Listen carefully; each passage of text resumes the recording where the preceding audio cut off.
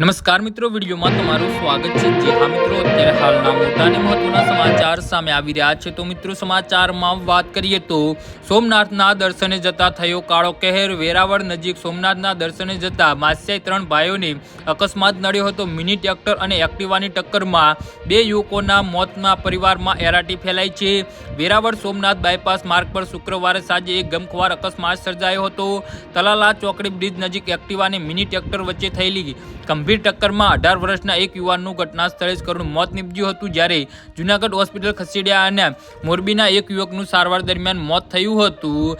જે હા મિત્રો, વેલુલી આઈઆઈટીમાં એડમિશન મળતા અક્ષરને મળવા અને માર્ગદર્શન લેવા માટે આવ્યા હતા। હજુ અકસ્માતમાં ઘાયલ એક યુવકની સારવાર ચાલી રહી છે। 2 માસ્યાઈ ભાઈઓના મોતને પગલે સમગ્ર પંથકમાં એરાટી સાથે પાટીદાર સમાજમાં શોકની લાગણી પસરી ગઈ છે। તેજસ્વી યુવાન અક્ષર, જેને ધોરણ 12માં 90% વધુ ગુણ મેળવીને તમિલનાડુની વેલુરી આઈઆઈટી જેવી પ્રતિષ્ઠિત સંસ્થામાં સ્થાન મેળવ્યું હતું અને તેનું ભવિષ્ય ઉજ્જવળ દેખાતું હતું, અને તેના ભાઈ આ રીતે અકાળે અવસાન થવા એ સમગ્ર પરિવાર અને પાટીદાર સમાજ માટે ક્યારેય ન પૂરાય તેવી મોટી ખોટ છે।